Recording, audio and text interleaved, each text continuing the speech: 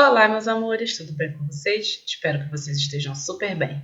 O tema da nossa aula de hoje é verbos parte 3. Ok? Você sabe quais são os verbos auxiliares? Vamos ver. Observe primeiramente essas orações. Júlia está olhando seu gatinho. As crianças estão lendo histórias. Nas duas frases, há dois verbos.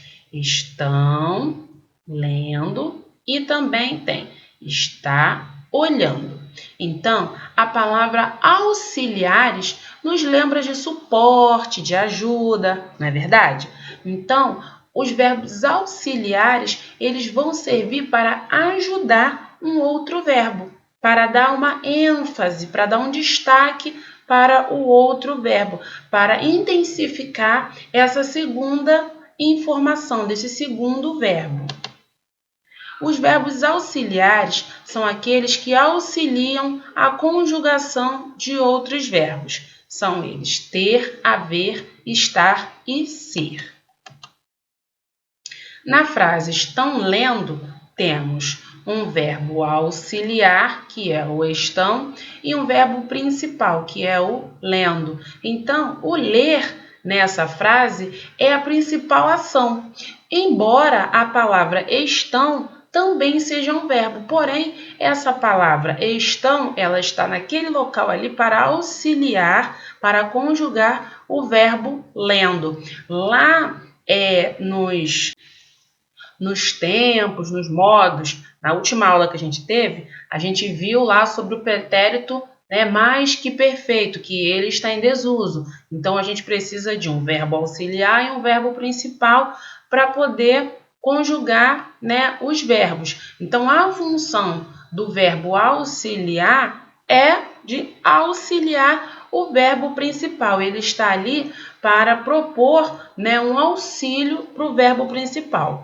Na frase está olhando, temos o verbo auxiliar, que é estar, e o verbo principal, é uma ação principal, uma ação em destaque, que é o verbo olhando.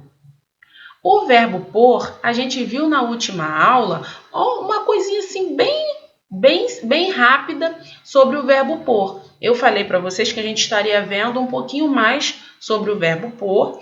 Ele é um verbo que não possui a terminação ER, mas mesmo assim ele pertence à segunda conjugação. Então, o verbo por, ele pertence à segunda conjugação. Lembra? Primeira conjugação AR, segunda conjugação ER e também OR.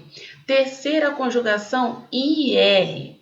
Juntamente com ele, também tem os seus derivados, tais como repor, dispor, propor, compor, decompor.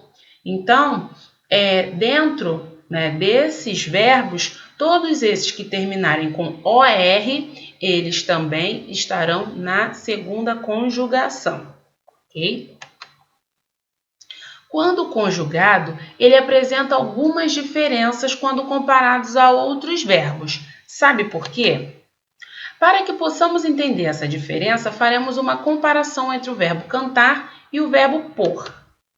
Então, aqui eu tenho eu canto e tu cantas. Eu ponho e tu pões.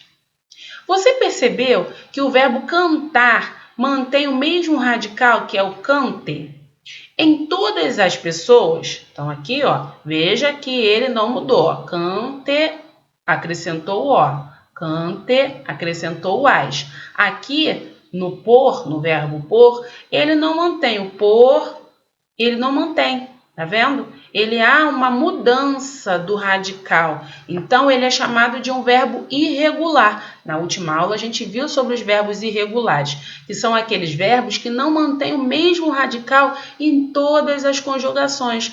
Eles vão tendo essa mudança de acordo com cada conjugação, pois ele não apresenta o mesmo radical em todas as conjugações.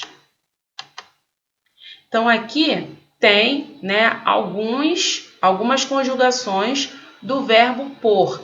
Então, aqui tem eu ponho, tu pões, ele põe, nós pomos, vós pondes e eles põem.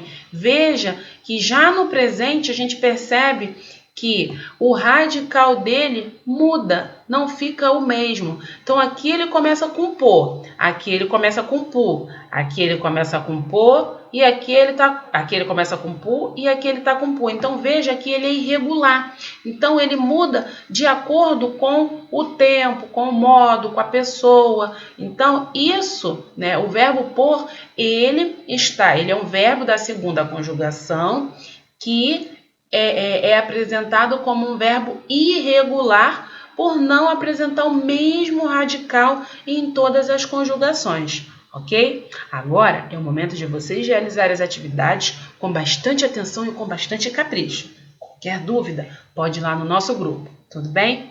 Um grande beijo. Tchau!